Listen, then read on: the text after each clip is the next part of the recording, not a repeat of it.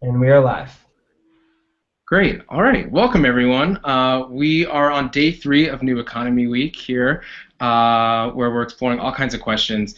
Today, I just want to real quick do a introduction of our panel, where we're going to be exploring some questions about scale and power and how it relates to new economies. And I'm going to pass it over to Rebecca Kemble from the U.S. Federation of Worker Co-ops. She's the board president. I'll do that in a moment. I just want to really quickly say that we have with us James Mumm from National People's Action, Hilary Abel from Project Equity, and Vanessa Timmer from One Earth. So Rebecca, I know that you're representing several organizations. Maybe you can go ahead and introduce yourself. I think we're going to be hearing from everyone for just a few minutes, 5 to 10 minutes each, before launching into a conversation. And I'm going to quietly just be in the background here. We're going to be taking questions, I believe, through the New Economy Week hashtag. That's just hashtag New Economy Week. You can also tweet at New Economics, and we'll probably add in the hashtag everyone's different handles if you have follow-up questions or if you want to stay tuned or follow the various organizations that they represent. Go ahead, Rebecca. Okay, thanks. My name's Rebecca Kemble. I am a worker owner at Union Cab of Madison. I drive a taxi there, and I do some other things within our peer review system. I'm also a board member of the U.S. Federation of Worker Cooperatives, and I serve as president there. I also serve on several international boards within the worker co-op movement. I'm going to be moderating this discussion about scaling up for the new economy, and as I moderate, I'll also be injecting some of my own experience, thoughts, ideas, and as our guests also share what they have. So right now, let's move over to Hilary Abel. I'd like to introduce Hilary, and each of our 3 guests are going to spend about 10 minutes talking about the topic of scaling up. And you know, immediately when this topic was given to me to moderate, I thought, and in the worker co-op world, there's always this tension within individual co-ops and in the movement of between scaling up and the need to root down at the same time. So scaling up and rooting down, and that sort of fluid dynamic I think in all social movements, but definitely in the worker co-op movement. So if our panelists could just also reflect just a tiny bit on that, that'd be great. So I'll hand it over to Hilary. Great. Hi, everybody. Thanks, Rebecca. It's exciting to be part of this discussion. So I'm going to speak to the questions there were 2 of the reflection questions about what are some new economy initiatives, and I'll speak specifically to worker cooperatives because that's the sector I've been most involved in and have been doing a lot of thinking and writing about scaling up in the worker co-op movement. And also my organization, which I co-founded with Allison Lingain earlier this year. We're only about 6 months old officially. Our goal is to help the worker co-op movement and model scale up in this country in order to create economic resiliency in low-income communities. That's our passion and what we're focused on. So I'm going to address the question of what are some successful models that maybe can tell us something about scale that we can think about and apply and adapt in new ways. And also the question, there was an interesting reflection question about catalyzing a tipping point. And I love that that word was used because that's something that we think a lot about at Project Equity. It's kind of theoretical, but we think it's possible. And I appreciate Rebecca's introductory question about scaling up and rooting down, and I do think that's really helpful as a grounding concept because from my own experience and what I've seen out there in the world, it's definitely part of what will make scale successful is to have deep, strong roots, and I've seen some co-ops that have grown and then kind of toppled because they didn't have those strong roots. So first let me just say, in terms of success, I'll just kind of touch really quickly on 3 examples that folks may have heard about, some of them at least, in the worker co-op space. So people may know that the largest worker cooperative in the country is Cooperative Home Care Associates. And they have actually 2,300 employees now. They've been around, I think they were founded in '86 or '87. And about 2/3 of their employees are worker owners of the company. So it's been a worker-owned cooperative from day one. It's owned by Latina and African American women who provide really critical home care services for elderly and disabled folks in New York City.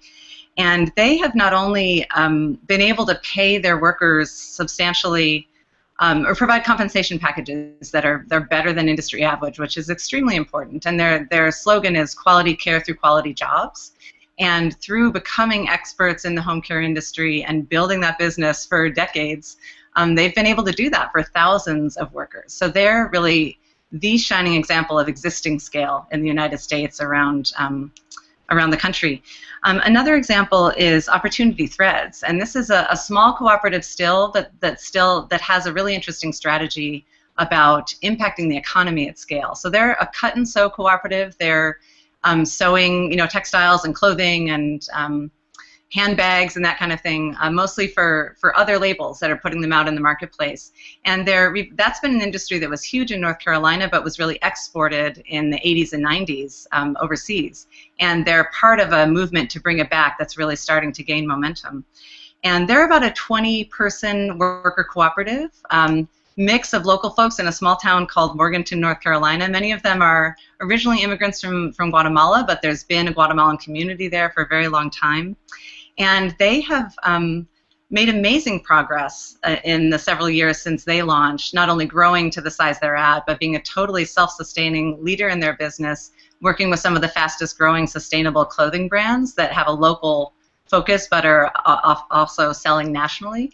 And they're also a lead player in developing something called the Carolina Textile District. So one of the things that's really interesting is they're working with some of the new economy-minded folks in Western North Carolina who are wanting to share ownership with the community and with workers who are wanting to kind of revitalize local business. And they're also working with some of what you might consider the old guard of the textile industry, because their expertise and their resources are needed, and there's a lot there that can help bring back this industry. So Opportunity Threads is a worker co-op at the heart of this movement to revitalize the textile industry in North Carolina. So that was one I wanted to mention. And thirdly, folks may be aware of Wages, or Women's, actually they've just changed their name to Prospera is their new name, but it was called for 17 years Wages, and I worked there for 8 years. And some of the lessons that I've learned about scale and will share in a minute came also from Wages experience, which really built on Cooperative Home Care Associates and others around the country as well. And Wages has a network of green house cleaning cooperatives. There are about 90 to 100 women who are worker owners in those cooperatives, and they serve pretty much the entire Bay Area community. They were leaders in the green cleaning industry. Women's health is dramatically better from not working with toxic products, and they own these companies which have been real asset building and job quality engines for this community. And just as one example, they have experienced 70 to 80% increases in household income among the membership of some of the cooperatives. So you can imagine how powerful that is when you see what that means day to day in people's livelihood, and also in the personal and social and community empowerment that the women experience and the roles that they start to take on in their families and their communities. So those are some success stories I think it's interesting to learn from. And I'll just mention that there's a paper that I put together, worked on over a couple of years, called Worker Cooperatives Pathways to Scale, that was published in the Democracy Collaborative. And I had a chance to interview about 17 people for this paper and to reflect on some of the success stories that I just mentioned and others, and to draw out some success factors as well as barriers and ideas about scale. So if people are interested in learning more of mine and Project Equity's kind of reflections on those questions, that paper is available on our website and in many other places. But some of the key lessons that I think we can take away from those experiences so far is the need to balance developing of people and developing of our democratic processes and our participation in the workplace in worker cooperatives, and also the development of business.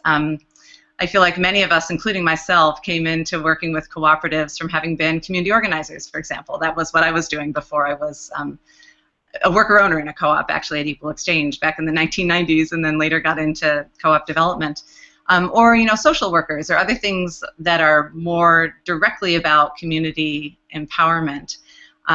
But we often don't come into it having developed businesses, and as we know, about half of new businesses fail within the first 5 years. So to take really seriously that balance of business expertise and business development with the critical things about how do we develop ourselves as people and how do we develop the human and organizational processes. For those who are thinking about playing a role in developing cooperatives, also looking at that as a long-term undertaking, and also considering the possibility of an industry focus. So all of the 3 examples that I gave, cooperative home care associates, wages during the time that they were doing cleaning cooperatives, and opportunity threads, each of those cooperatives or co-op developers really became experts in their industry. So they got to learn how to create better jobs and how to build businesses in that industry, and were able to then play a leadership role in helping the industry become a more humane place as well. So next I want to just quickly show you, I'm going to try to do a little screen share to show you some of our ideas at Project Equity about creating a tipping point and getting to scale more broadly. So let me see, here we go, screen share.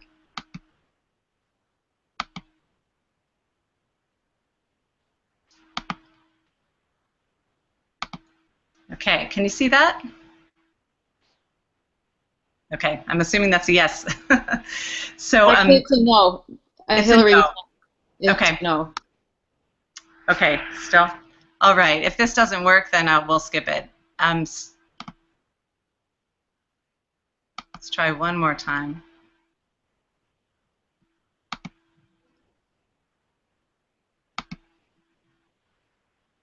Do you see my desktop now? No, we see your lovely face. Okay, you know what, we'll forget it then. Sorry about that. So what I wanted to show you was what we call an ecosystem map. So one of our beliefs about how we can get to scale with the new economy, and in particular we're thinking about it through the lens of worker cooperatives, is that we need to think about the entire ecosystem of entities and players and stakeholders that can support the growth of new economy businesses and new economy entities. And so we look at sort of a supply and a demand side, I find is a helpful way to think about it. So the things I just described are sort of on the supply side, like co-op developers and businesses that are cooperatives, and entrepreneurs who might found a business and make it a cooperative, or workers who come together to found a worker cooperative. Those would all be things that are directly creating worker-owned cooperatives. On the supply side, you might have things like community organizing and government policies and tax policy that can really kind of motivate and mobilize interest in having more cooperative businesses and supporting those and buying from them. So I find it really helpful to think about that whole ecosystem more broadly and how it involves multiple stakeholders. So it includes movement power and community organizers and community organizations, as well as nonprofits and also government and businesses. Certainly like-minded businesses, and it may even include some folks who we wouldn't think of as the usual suspects. So one of our suggestions is to really think about what is your local ecosystem that can support the growth of businesses and the growth of jobs, and how can that be kind of mobilized and made to support the growth of worker-owned businesses in a way that achieves our goals for a new economy. And so in the Bay Area, we're doing something called the Bay Area Blueprint for Increasing Worker Ownership, and that's a collaboration of Project Equity, the Sustainable Economies Law Center, and the East Bay Community Law Center and their Green Collar Community Clinic, as well as the U.S. Federation of Worker Co-ops and our Sustainable Business Alliance locally. It's inherently a multi-stakeholder effort.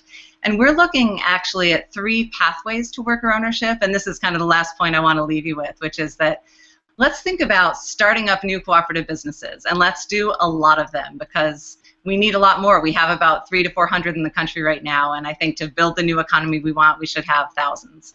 And let's also think about how can some of those grow. I mean, it's great if many of them stay small. We need cooperatives of every size. But we definitely need more that are capable of growing, because their growth can also help support the strength and the growth of others. And then let's also think about conversions. So at Project Equity and with the Bay Area Blueprint, we're looking at all of those multiple pathways, and we're convening a multi-stakeholder conversation so that we can really look at, in the San Francisco Bay Area, where we do have the highest concentration. We have about 50 to 60 worker cooperatives here in the Bay Area. And so there's a lot of strength here, but we still have so much more we could do. So we're just starting to do an analysis and a series of community conversations around the question of what would it take to get to a tipping point where this becomes more normal and more common and easier to do. So we're looking at everything from how can we support each other in doing what we do better, how can we collaborate more strategically, and also how can we influence some of the other players in our local economy, whether it's business development centers or community colleges, so that they incorporate worker ownership. So it becomes something that if a business owner or someone else walks in there, or a student walks in, they're going to hear that, you might consider starting your own business. You might consider doing that as a sole proprietor or a C corporation, but you should definitely also consider doing that as a cooperative. So I'll leave it there, and just my closing points are just to say, let's learn from successes. Let's innovate, but let's not reinvent the wheel. Let's look at the whole ecosystem and multiple pathways, and let's figure out how we can get particular regions to a tipping point where that's possible, so that this becomes more normal. And in the places that maybe aren't quite there yet, let's think about how to get started with some great pioneering initiatives that can move us there over time. Thanks a lot, Hilary.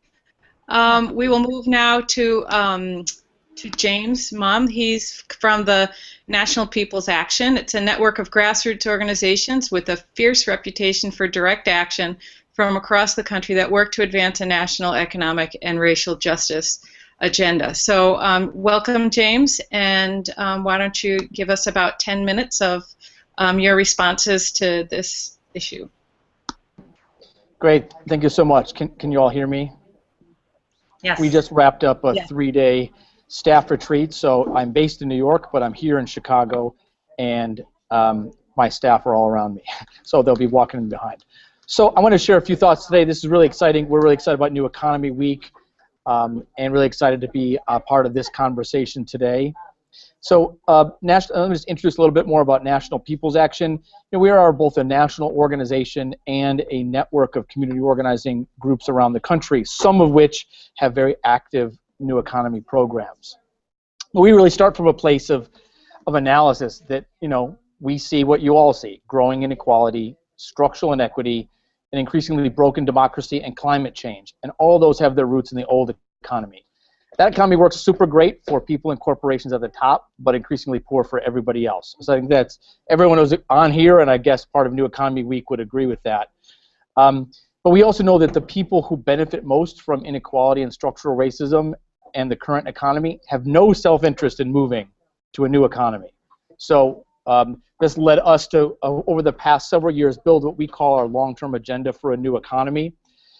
We did this in church basements and community organization offices around the country with about 500 people, and then about 5,000 in our national events over the past 5 years to project a vision of what we think America could look like in 40 years. We think that is a big, we have a strong vision of a country where corporations serve the common good, or they don't exist, where we have addressed the impacts of structural racism and sexism in America. And where, democratic control of capital is the rule, not the exception. So we have a vision for what we think America should look like, and we saw, and we see the pathways to get there. So for us, that means things like campaigns and work that moves us toward greater community control, or democratic control of the economy, or structural equity, or global sustainability.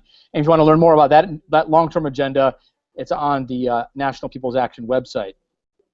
We developed that because we saw what the right did. You could go back 400 years or 4,000. We looked at the past 40 years and saw how the right, sort of a corporate elitist agenda, followed the pathways of privatization, deregulation, attacks on labor and workers and people of color, and used money in politics to game the system. So they made a structural transformation of the U.S. economy from something that was generally becoming more prosperous, not equally and not for everybody, but generally more, to one that is definitely less.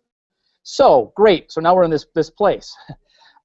So what we set our sights on, and this is the piece that Jacob Swenson-Lengyel wrote in today's blog, New Economy blog in Yes Magazine, is what we want to win is governing power.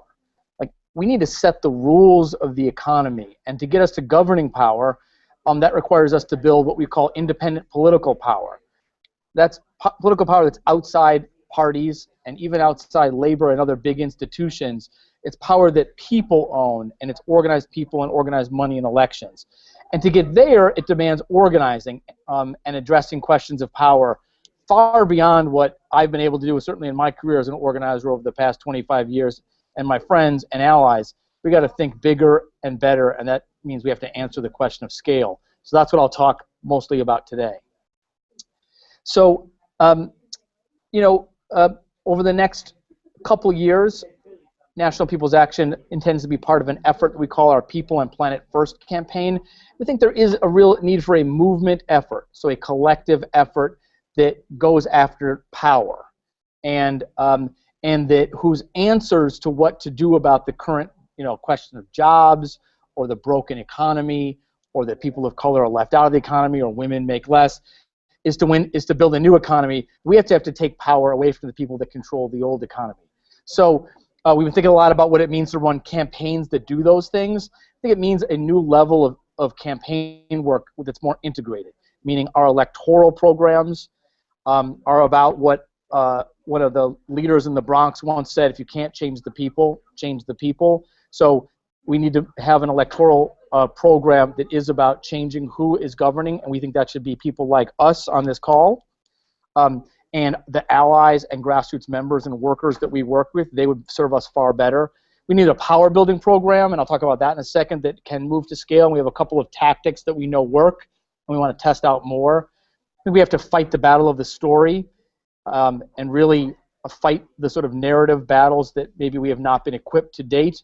And then we have to find the campaigns and issues we take on can't just alleviate material suffering for a few people. They actually have to lead us down the path to something I know we're all interested in, which is a new economy. So structural reforms that change who has power over how the economy works and how democracy works. So I think this means a collective effort, a upswell in cities and states around the country. So let me just say the question of power, and I think that's the topic of today. So we do 4 things that we think really work. One is mass volunteer canvasses on issues and elections, that we're not going to build the new economy movement we want. We're not going to get the power we want with a linear, like, hire another community organizer who can then organize another couple hundred people. We have to actually figure out how members and volunteer folks that we work with can organize other people, organize phone banks, organize door knocks, organize campaigns, organize public meetings, do the work of organizing. That burden should be on everyday people. We think we can't staff our way out of this mess.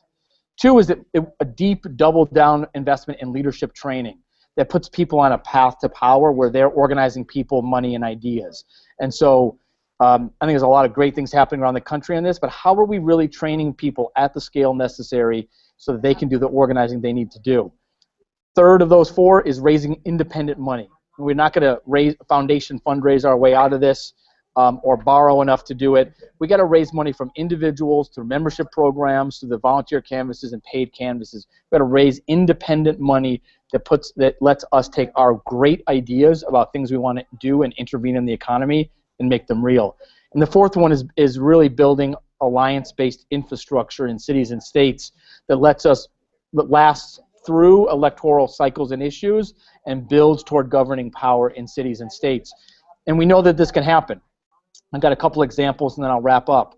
So I think folks may be watching Minnesota and going, wow, there's some really magic going on in Minnesota over the past couple of years. It was a state that gave us, Jesse Ventura, Michelle Bachmann, Tim Pawlenty, a whole host of terrible characters. But the organizing infrastructure in that state got together, labor, worker organizing, community organizing, and said, we got to take our state back. So over a couple of cycles, and against really big odds in 2010 and 2012, they took their state back from the right. And what it meant was taking big risks, saying they were the first state to defeat defining marriage as a constitutional amendment, and they did it by going door to door and having long conversations with people about what love means. And I think that's the kind of bold strategy. They had 1 million conversations about that. Half of them were at the doors. That's the scale that has to happen if we want to win a new economy. 2, I would like to share a little bit about Maine People's Alliance and the Maine Fair Share economy. So in the fight to take Maine back from the right and actually move what they call a fair share economy, it is a comprehensive program about eliminating unemployment, creating new jobs and small businesses up there, rebuilding the educational system in Maine, and more. They built a platform. What they're doing is passing resolutions at the city level as part of the way to energize the fight to unseat their Tea Party governor, elect a progressive, and then begin to move their own new economy policies at the state level. 2 more. Kansas, People's Action in Kansas. So I think many folks here have read the book or have know what's the matter with Kansas, right? Well, I think what's brewing right now in Kansas is what's the magic in Kansas. And Jacob's article in today's blog up in Yes Magazine today called "To Build a New Economy, a New Government Comes First." It tells the story of Illinois, but also Kansas, where they're challenging the furthest of the far right. Chris Kobach was the Secretary of State, the poster child for the anti-immigration movement and for ALEC, and their governor. And they're doing it by everyday people knocking on doors, building a black-brown coalition, and having real people lead a statewide fight to fight the right on its own turf. Because if we can beat the Koch brothers and those folks in Kansas, then they can't export their ideas to California, New York, and other places. And lastly, I'll give a new economy example, which is Push Buffalo. You know, and many folks here may know there is also some magic happening in Buffalo. There's a very good infrastructure of groups that are working on building a new economy, community organizing, and political and economic justice work. But Push Buffalo is one of our affiliates. Last year, their budget was $14 million. They've created what they call a green development zone, which is a way of thinking, like, we're going to think about an area and redeveloping it ourselves with our vision that comes from the people. So they do sessions to think and replan their neighborhood, and then I'll tell you about two campaigns. One was a campaign, you know, to win on-bill financing called Green Jobs, Green New York. On-bill financing, as folks know, is a good step toward a just transition to a new economy, energy independence, and energy democracy. So they were a big part of that campaign and making it really work in New York. The second one is even more interesting. At the same time, they're running a fight against their local utility company, National Fuel, who takes little 23 cents out of everyone's bill for the conservation incentive program in New York, and then use that money for supposedly conservation, but instead marketing. And so they took a 2-year campaign. They won. They freed up $20 million a year that's now going back into weatherization and job creation in Western New York. That is not going into marketing for a private utility company. Now that number was $20 million from that utility. That amount is $400 million annually is collected under the conservation incentive program in New York. Now think about that nationally, how much money private utilities are siphoning from everyday people that we could take that capital back, democratize it, and put it back to work to creating a new economy. The only way we're going to do that is if we have serious power. So lastly, I'll just close it out with what I think this looks like in a place. So certainly it means building, in a Cincinnati or a Buffalo or a lot of the great places where things are happening around the country, really taking a 40-year look. How do we take this place back? How do we take Buffalo back from the corporations that have used and abused it? My hometown, I think about it a lot. What's our 40-year vision for Buffalo? Great. Now what's our 10-year strategy to take control of our economy and democracy? 2, what sectors and emerging markets are the best opportunity for us to engage in building a new economy? There's great work happening at the U.S. Federation of Worker Co-ops on this, but really thinking, where is our best intervention? And then, of course, how we destabilize the old economy. 3, it's uniting, and this will be a theme on today's call, new economy institutions, either small businesses or 4 B Corps or worker co-ops. Those institutions, together with community and labor and electoral groups, working together, not just in our little silos. The last 3 here, and then I'll finish up, is these integrated campaigns that are sort of fighting on all fronts to move what we call next generation campaigns. We've got to run campaigns in new and smarter ways. We got to take the economic strategy work we did, and if we think that stormwater diversion work is really something we can build on in Buffalo, then we ask ourselves, well, where are the materials coming from to to tear up driveways and put down interlocking stone? How do we begin to grow along value chains into other sectors of the economy so we can challenge and destabilize the old one? And then finally, and perhaps the most difficult, and one that I know is on a lot of people's minds, is how do we intervene in the structure of markets and how they're financed, regulated, and organized in order to maximize benefit to communities and bring capital under democratic control? This is the big one. This is a big move to scale thing. We don't just want to create new markets that BP and Enterprise Rent-A-Car and others get to play in. If we create a new market for the new economy, we should control it, not somebody else. So those are both some examples, some theory and analysis that we have, and some thoughts about the future from National People's Action. Thanks a lot, James. There's a lot to think about and to discuss in what you had to say. And along with building political power, I think from the worker co-op perspective, you do that and so you don't have to raise independent money. You can build our own economic power. So we're not looking for charity. We're actually productive force in society that has to be listened to and responded to.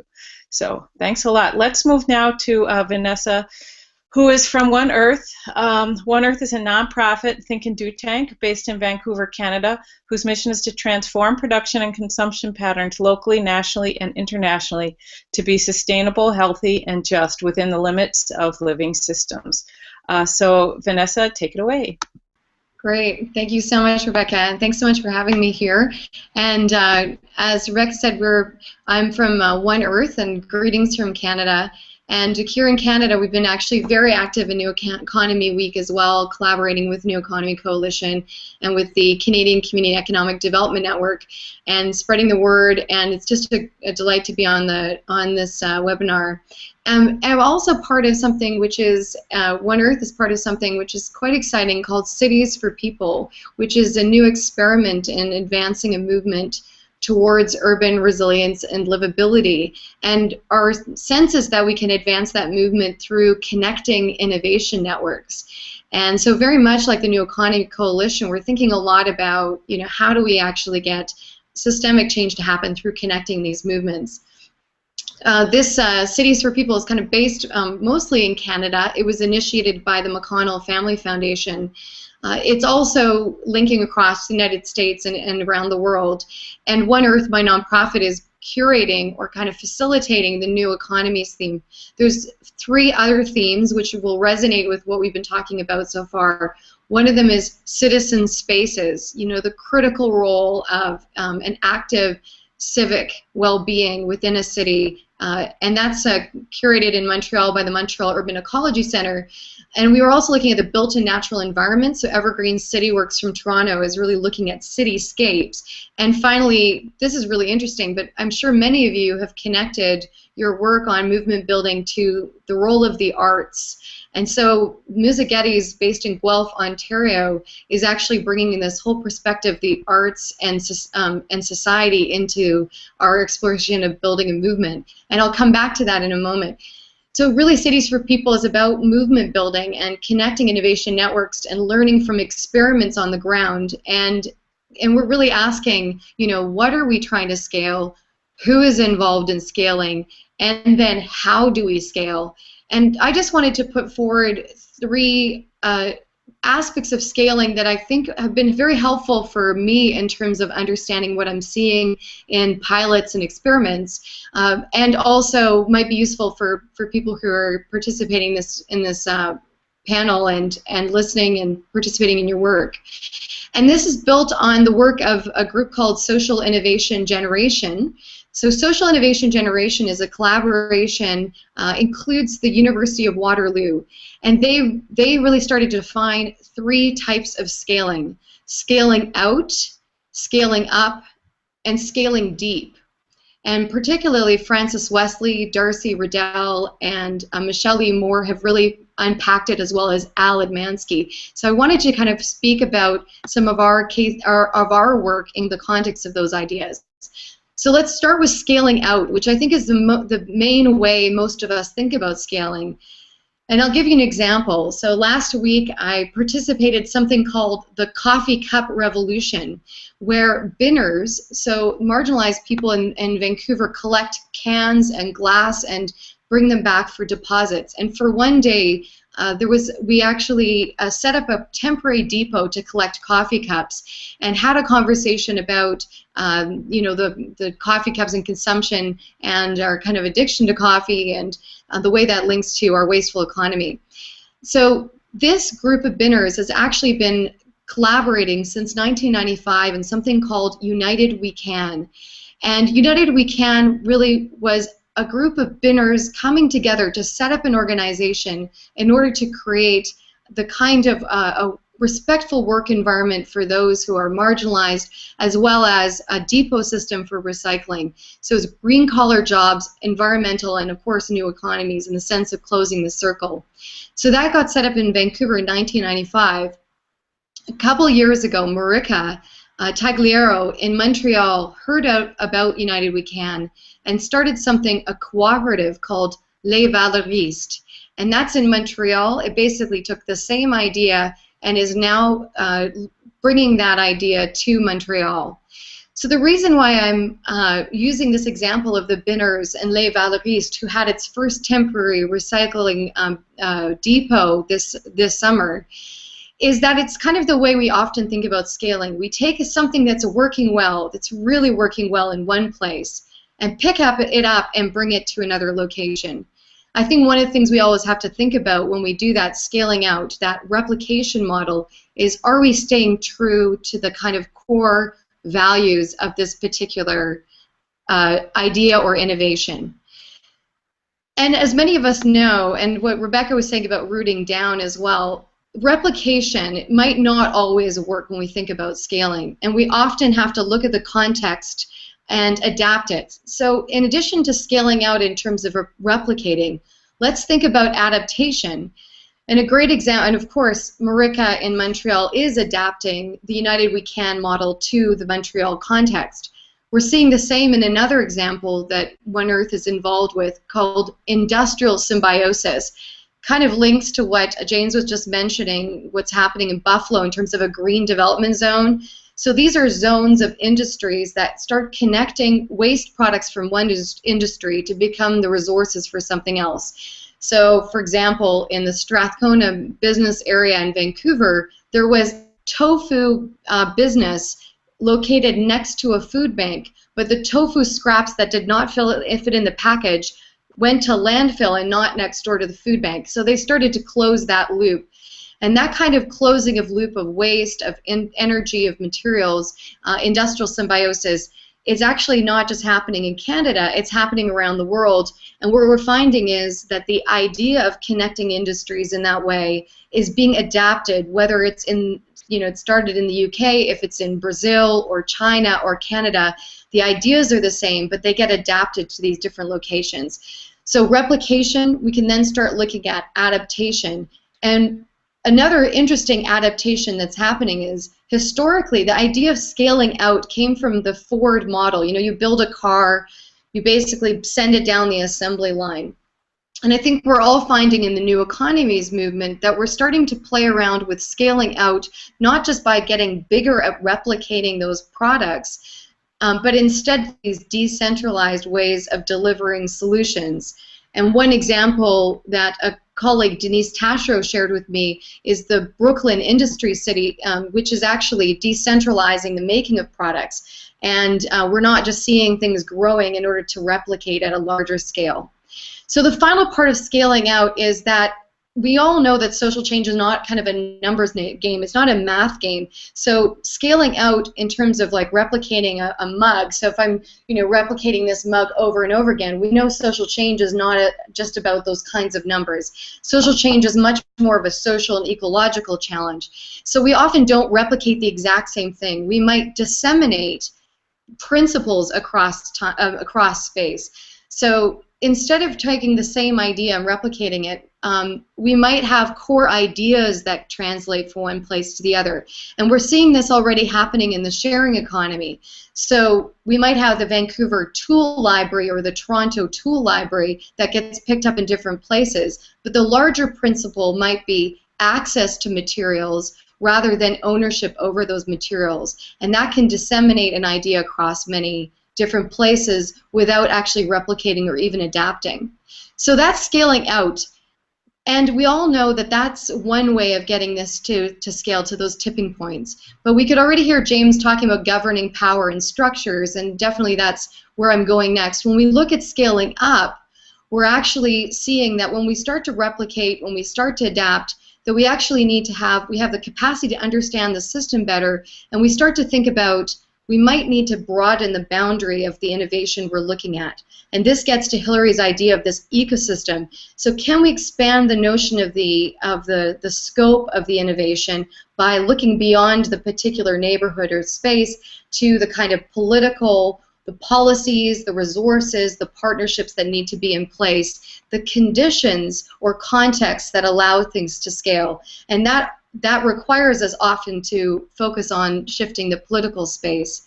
So One Earth is also involved in partnership with some of the cities involved in the Urban Sustainability Directors Network, and looking at the role of the local government in actually creating an enabling environment for the sharing or collaborative economy. So we're not just looking at neighborhood scales, but what is the governmental role in this? So scaling up is impacting those institutional roots, those structures. So when we look at scaling, we look at scaling out, scaling up, but we can also look at something which I think is quite important if we're thinking about transformational change, which is about scaling deep. And this is where we're looking at impacting the cultural roots, the organizational, the cultural transformations, and the personal transformations, relationships, and values that will get us to catalyzing these larger change. And so when we think about scaling in this place, we start to pose the question, you know, who is involved in making these decisions? How do we create a more socially inclusive space and start to shift cultural patterns? I'll give you an example. We just launched the Voices of New Economy series this week with New Economy Week. And the first voice that we profile is Carol Ann Hilton, who comes from a perspective of the First Nations or Indigenous people here in Canada and talks about the need for indigenomics. And she really looks at 3 critical cultural patterns that need to change for new economies to happen: strengthened relationships, deeper purpose and relevance to the future, and a kind of collaborative shift in the way we measure the new economy. We're also learning that these cultural shifts require us to use different frames and metaphors. So yesterday I wrote on a blog as part of New Economy Week 5 metaphors that I think might help us as we're starting to make this cultural shift take place. Within the activism community, we often use the battle language, or the kind of language of going after things from a kind of a war mentality. That can be very powerful. I think there's other frames that could help us as well. Frames about healing, belonging, restoring. So these types of frames or living systems that could help us actually shift the conversation and scale deep in terms of our transformations. And the final piece is really about personal transformation. So what James was just mentioning around how we're building our capacity, I've been very impressed with Robert Gass's work and Jody Tanita and others at the Social Transformation Project, who are doing a lot of work on the kinds of capacities we might need to understand ourselves and how we can show up in terms of helping to scale at a systems level. So what this helps us do is think about scaling out, scaling up, and scaling deep. And we can also think about the way that these things might play in a dynamic interaction. So my final call to you, or the invitation I give part of this new economy movement, is to think about how we might actually use the interaction of these things. So Rebecca was already speaking about, you know, scaling up and rooting down. So that's one tension or one dynamic we could be looking at. Hilary talked about a whole systems approach. James talked about an integrated approach. And I think it's in this integration of scaling out in these replication, adaptation, and dissemination ways, scaling up in terms of these condition changes, and scaling deep in terms of cultural change and our personal transformations. And the interaction of those things, I think, will allow us to get to the tipping points they're looking for in the new economies movement. And I look forward to doing that together. Thank you so much. Thank you so much, and thanks to all. Can I ask the New Economies people, do we have an hour or an hour and a half here? You've got 30 more minutes. How many more minutes? 30. 30 more minutes. Yeah. Okay. Thanks. Okay, so we've got 30 more minutes. We have a Twitter feed with a hashtag New Economy Week. I'll be looking for questions from y'all on that. And let me just reflect a little bit on what I heard the 3 panelists talk about. Well, there's nothing like a right-wing takeover of your state to really activate so many of these things, and that's what happened in my state, Wisconsin, in 2010. And our experience in the state, it was shocking, and it really activated every every social justice movement that had been there, and some that were just formed. From the worker co-op perspective, worker co-ops really played a leading role in not just protesting, but putting forward better ideas for how to organize ourselves economically and politically. A major element of the attack in Wisconsin in 2011 was the decimation of public sector unions. And a lot of rank and file folks at that time realized that they lost power within their own unions, and they needed to democratize their own unions. And a lot of the worker co-op folks looked around and said, wow, the unions can really mobilize hundreds of thousands of people. And we started entering discussions with each other about how to sort of interpenetrate each other's organizations and cross-pollinate, maybe is a better metaphor for that, of how can union locals democratize more and really make their power more rooted in their own membership. And the co-ops started thinking, wow, how can we build out more alliances and more meaningful partnerships and coalitions with other labor groups. This we were able to affect in Madison that year. The mayor election was coming up, and we actually had a big impact on the mayoral campaign and elected a mayor who had organized a cooperative development conference for city and county planners, and made some promises to us that are now being fulfilled in his next year's budget for $5 million for co-op development over the next 5 years, with the support of the South Central Federation of Labor and other community allies. So all of what looked like a horrible attack, and what truly was, I mean, a lot of people have been suffering here, has really sparked us, many different actors in the new economy and some in the old economy, to really change our practice, transform, to really get down to the basic questions of what are the needs in our communities, and how can we address them, given that each of us has a different little piece here. I heard the three panelists all say in one form or another that all sort of politics and change is basically local. And the question is, so whether they be political campaigns or revitalizing cities or building worker co-ops in particular areas, everything is really is local. But we can't stay, just as we can't stay in our organizational silos, we can't stay in our locality silos. So forums like this are really fantastic for bringing us all together. And it really highlights the importance of networking and federating, both within our, realms of action in society and with allies. So those are a few threads that I've drawn out from the panelists so far, and I'm seeing some things in the Twitter feed. No questions yet, though. Any of the panelists like to jump in with some more comments? Yeah, this is Vanessa, Rick. I just wanted to build on what you were just saying. I do think the change lands in local places. And I just want to build on what Hilary was saying around an ecosystem approach. In my exploration of social movements of the past is that there's different organizations, individuals, and networks play different roles within the social movement. And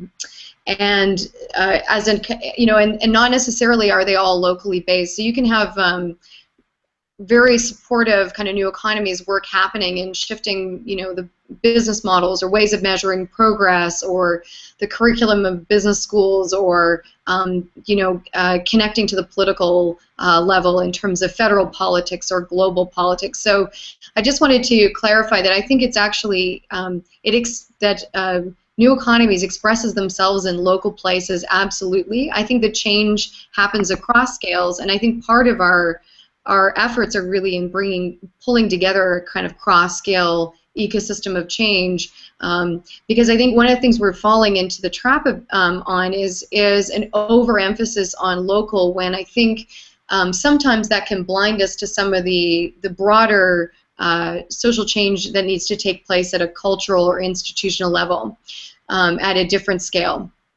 And so I've actually seen a preference of local undermine other principles within our new economy's goals. So, for example, there was a local government purchasing mandate that had local as part of a set of principles: local, sustainable, inclusive. And the purchaser, the person who's buying the fleet cars, for example, got so focused on the local component that they were making decisions just based on that principle, and they were not being inclusive. They weren't thinking about sustainability or environmental impacts. So I think part of what Hilary was saying around the systems view requires us to look across nested scales and across different principles and really make sure that actions we're taking takes that broader systems view into account. Yeah, I'd love to jump in on that too if we're going to continue on this vein, Rebecca. Okay, good. Yeah, I really agree with that, and I wanted to kind of tie that thread together about economic and political power as well. We're talking about both of those in great depth, and I feel like what we really need to build a new economy is absolutely both of those. So in terms of the geographic question, the reason that we as Project Equity are really interested in kind of building up from our local geography is not only because we care deeply and passionately about our local community. We've lived here a long time, and want to be part of rehumanizing it. Is that we believe that the scaling that Vanessa is talking about, of that, you called it trans-scaling, right, or going at all these different levels.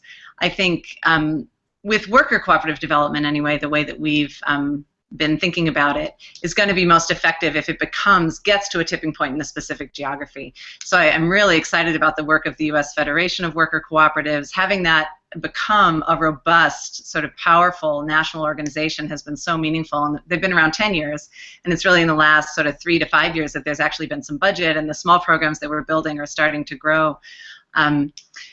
And also the Democracy at Work Institute, which is connected to that. So I believe it's critical that we have these sort of national field building and power building, for that kind of lobbying potential and the ability to gain political powers and build alliances across sectors. But also we need to be rooted, as Rebecca was saying in the beginning, the rooting and then the scaling up. We need to be rooted in real practice and real successes on the ground. And again, to kind of try to get those to a tipping point where it can have so much more impact. And I guess I just wanted to give one more example. Rebecca mentioned the fact that when worker cooperatives, which are just one, but I think one of the building blocks of sort of the economic piece of the new economy. We're talking about both the economic and the political, which again is critical. But if you look at building up the building blocks of worker-owned business and other like-minded kinds of businesses, cooperatives and social enterprises and social economy in all its forms, when we do have more economic power, as Rebecca said, we'll have more of a voice, we'll be more listened to. And I just wanted to go back to my first comment about cooperative home care associates as an example of scale. As they grew, they spun off a nonprofit organization which does two things. It advises other companies in their industry, cooperatives or not, and mostly they've ended up being nonprofits or other kinds of home care companies, on how to be better workplaces.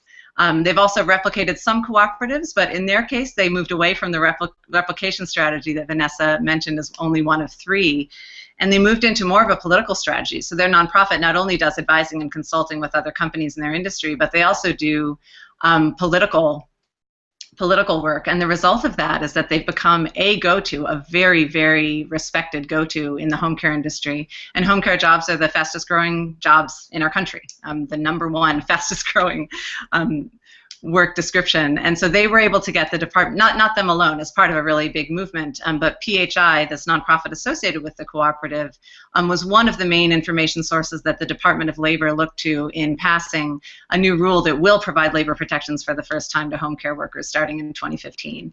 So that it will affect 1 million home care workers. So that I would call scale, and it does from that come from that combination of economic power and political power. Great, thanks, Hilary. So I have one question for each of the panelists in the Twitter feed, and here I'll just say what the questions are, and then we'll go James, Vanessa, Hilary.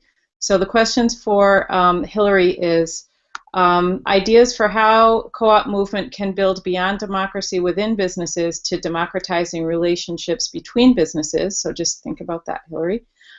For Vanessa, could you please address the topic of how the arts can be in on this change? Can you speak to that, please? And for James, let's see, I know the gist of it. I think that they were asking about what are the, apart from the United Steelworkers Union Co-ops initiative, are there other labor, community, and electoral alliances out there that you could speak to? So we'll start with James. Great, thank you.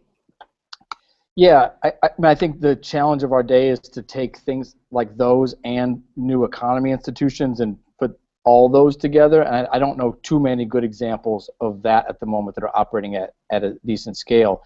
I would point to examples.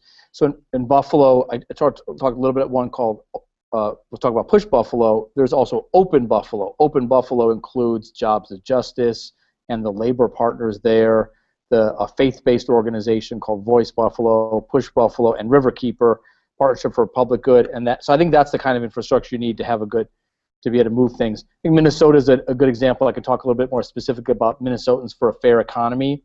So that came together through SEIU's work to build their Fight for a Fair Economy several years ago. But really right now it's a collective of SEIU Local 26, Take Action Minnesota, our affiliate, Isaiah, a faith-based organization, C-Tool, a worker organization, and others who work together on a common program to shift who runs Minnesota and what issues and priorities get moved. So once they won back some governing power in Minnesota, they not only defeated defining marriage as between a man and a woman, they passed marriage equality.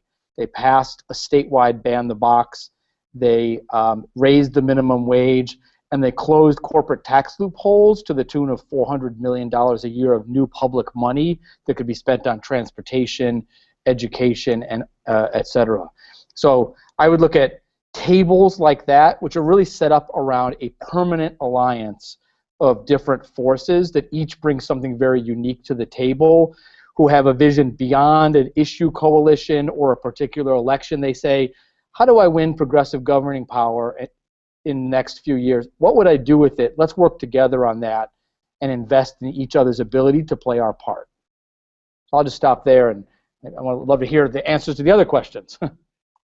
Okay, thanks. Vanessa, the role of the arts and artists?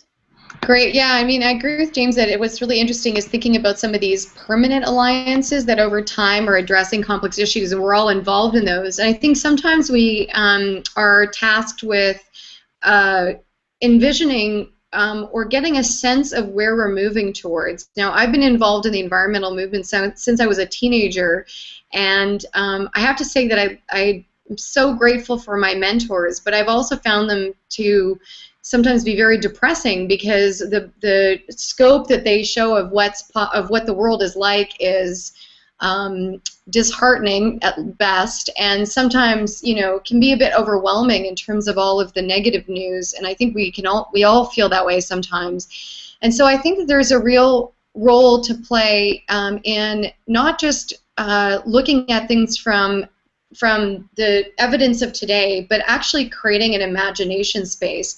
And I think we've been quite poor at actually in looking at or unpacking what these alternatives could be. And some of you might have read Garl Pravitz's recent book, What Then Must We Do? And he talks really eloquently about the fact that right now we're remembering the future. We're taking what we have as experiences now and we're actually projecting those into the future. So ever since I was in my teens, I've actually really thought that there's a need for this pull of the possible, that we need to start expanding our understanding of what the alternatives could be. And so this skill deep part that I was mentioning, that's really what it's about as well, the cultural transformation that's needed. And the arts is often we've used artists in a kind of instrumental way. We come up with an idea of what we want the economy to look like, or something we want to communicate around climate change, and then we leave it over to the artists and say, please communicate this well. But actually, by doing that, we are deeply impoverished by not using the full power of the arts in terms of creating a space for thinking differently, a place for exploring and interpreting our feelings, our longings, our memories, setting a kind of condition for unpacking our collective desires, but also not just being imaginative and creative, but also having critical inquiry into what's going on with the world right now. So I think, one of my colleagues, David Maggs, talks about that we thought that the goal is to prove the world more real by having more and more facts. But actually, perhaps the task is to make the world more imaginary and re-enchanting the world through the role of the arts in showing the possibilities, the potential, the beauty, the agency. That could help us explore these alternatives, illuminate our possibilities, and start that kind of scale-deep cultural shift that we're looking for. So I'm just starting a process or a campaign called Disruptive Imaginings, which is really about creating vibrant experiences of life and sustainable futures in new economies, and the arts is at the heart of this, as well as the disciplines of futures and sustainability. So I really think that the arts is essential for us to be able to make that kind of deep cultural shift and the critical inquiry that we are looking for. And so that's, I think, the role that they play in the systems change that we're seeking. Thanks, Vanessa. So Hilary, on democratizing business-to-business relationships.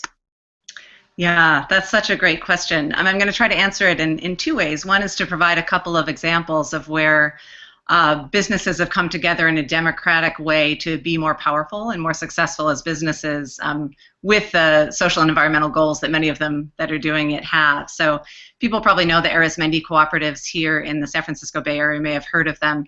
They're now 6 bakeries, I believe, and 1 development and support collective. So it's actually 7 collectives that have an overarching association, the Arizmendi Association of Cooperatives. And so by sharing infrastructure, they have achieved an economy of scale that they wouldn't have been able to otherwise.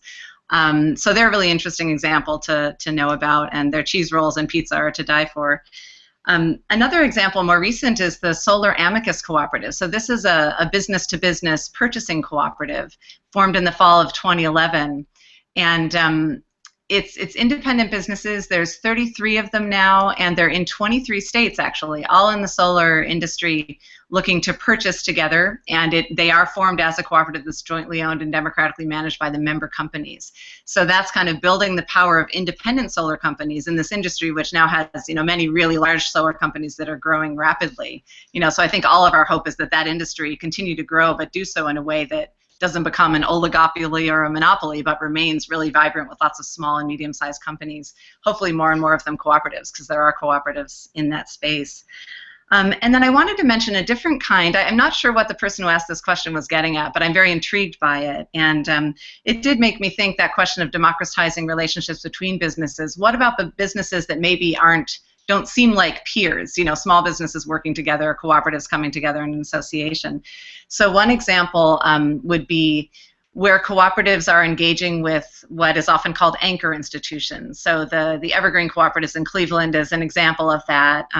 Another one which is really interesting and very successful that not enough people in the United States know about is in Winnipeg, Canada. And it's the University of Winnipeg, which has a very deep commitment to sustainability, and a community development corporation that has made commitments to cooperative development and to all kinds of sustainability. And they've partnered with a local organization called Seed Winnipeg to develop something called Diversity Foods, which is a multi-site, basically food service company at the University of Winnipeg that employs an incredibly diverse population of First Nations folks, as well as immigrants from all over the world and local folks from Winnipeg originally. And they're creating good jobs and getting the culinary expertise of these workers and their cultures into the onto the plates of folks at the University of Winnipeg. And the hope is that that will become cooperatively owned. But it's an example of an anchor institution through a deep commitment and through really leadership from those organizations like Seed Winnipeg, who have deep experience in the cooperative sector, saying, let's partner. You're a very big institution. We're a smaller organization, and we want to create a company that will be small compared to this institution. But how can you leverage your power, your procurement needs, and leverage our expertise and our insights and what we bring as assets as community members, and do that in a way that's truly partnering and not kind of overwhelmed or dominated by the larger player at the table. Thanks, Hilary. And to add to that, the democratic relations between businesses, to maybe state the obvious, but the federations of worker co-ops are democratic member organizations made up of democratically owned and operated businesses, and within many regions and localities in the country, there are local groups, like in the western Massachusetts and southern Vermont, the Valley Alliance of Worker Co-ops, the No Boss in the Bay Area, MadWork in Madison. So there are associations of worker co-ops that are themselves democratically run. Someone from the Canadian Worker Co-op Federation mentioned to the union co-op question that there's also the Western Canada Labour Worker Co-op Council that's been around for many years. The Canadian Worker Co-op Federation is a member of that. Also in Cincinnati, the United Food and Commercial Workers have been had a number of initiatives with co-ops, farm co-ops and worker co-ops in Cincinnati. That's happening. There is another question. Someone from Kansas City asks, has anyone from our organizations ever run as a political candidate, actually run for office? And I guess I'll throw that out to the three of you, but I want to reflect a little bit on a recent book that came out by Jessica Gordon Nembhard about the African American cooperatives and in the United States. And she tells it's a really fascinating story. It's called Collective Courage. And she talks about how the co-ops in the southern U.S. were really the seedbed for the political actors who came out before the Civil Rights Movement, during the Civil Rights Movement, that they learned their political skills within co-ops and were sort of raised up on those co-op values and principles to become really leaders with integrity and great political skill. But does any one of our panelists have a response to this? Any one of your members of your organizations running for political office? For sure. I mean, I'll share a couple of examples. From the most recent round of elections. So the longest-serving donor and former staff of Take Action Minnesota is now the mayor of Minneapolis, and the first Laotian American and organizer Dai Tao was elected to the St. Paul City Council. So I think there are places like that, and then the same thing is true in states like Maine, where I think 8 or 10 members of Maine People's Alliance are running for the State House, and variously have had the mayors of Lewiston and other cities come from the membership of the organizations. And that's where I think we got to go in the next few years. Is we can either cede government to the other side, or we can develop grassroots community leaders, organizers, business owners, worker owners. Like, I'd rather have that crew be in, learn to govern, as opposed to let, the other side decide who gets to make the rules of the economy. So I think there's got great examples around the country, quite a few, and I think a growing number, and we need to do more of it. And we should think about folks on this call and folks listening and our friends. That's who we should elect to public office.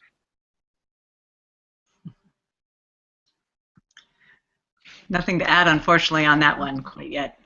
Well, I was just going to add that that actually Leanne Kruger-Brennecke from BALI, the Business Alliance for Local Living Economies, is running for office right now. She's running for a statewide office in Pennsylvania. Yep. And I vote Esteban Kelly for the next governor of Massachusetts. So. That's where I'm casting my out-of-state vote. Well, I'm also in Pennsylvania, but I'll stick to my appointed seat on the politics. We definitely need a new governor there. So great, Esteban. Thank you.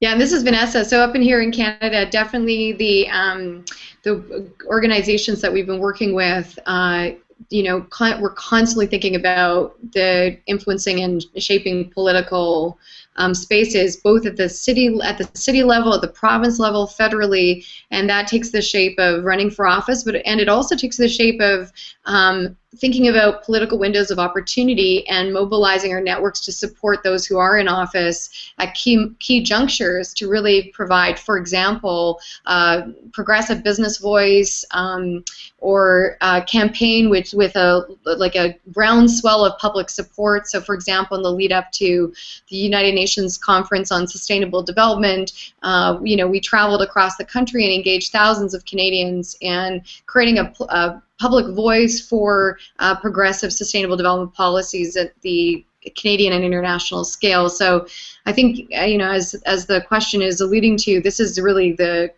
critical institutional space that we just are always focusing on in terms of supporting, but also even stepping into election roles and supporting those who are doing that.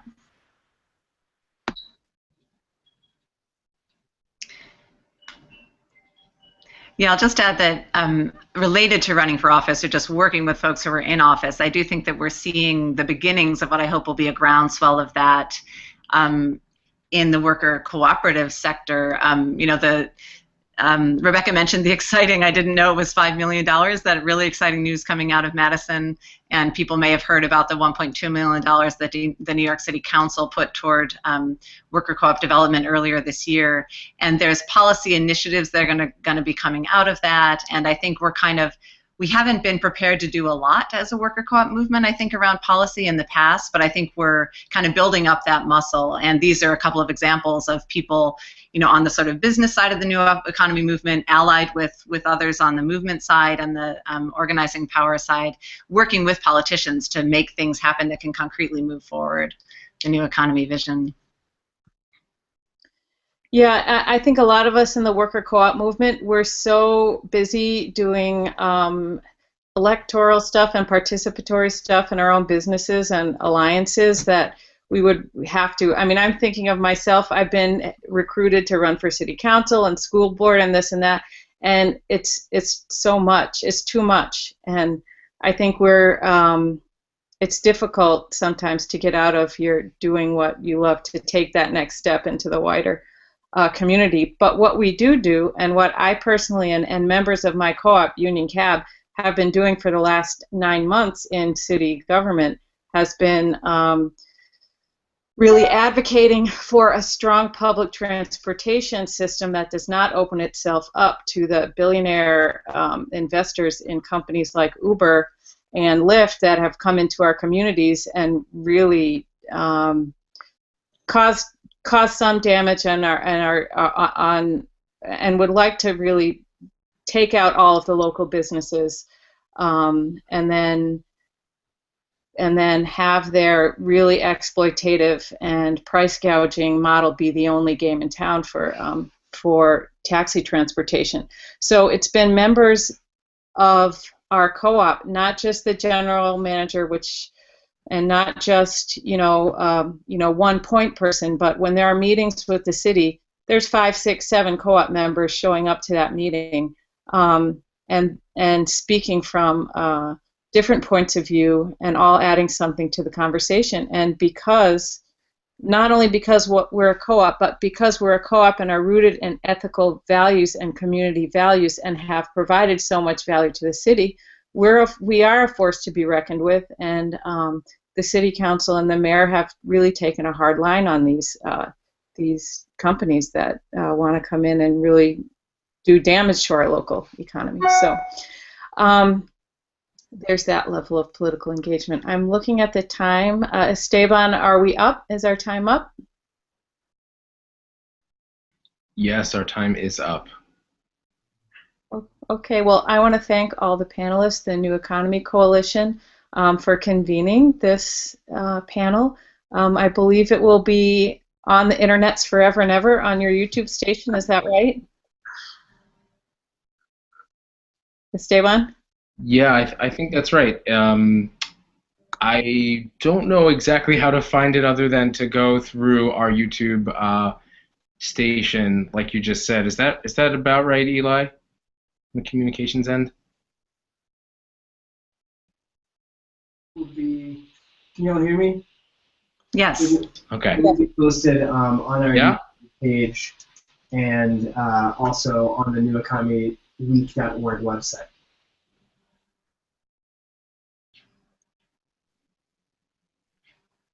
Well, great. I look forward to working Great. with all of you again in the future to build scale together across the country and across our northern border as well.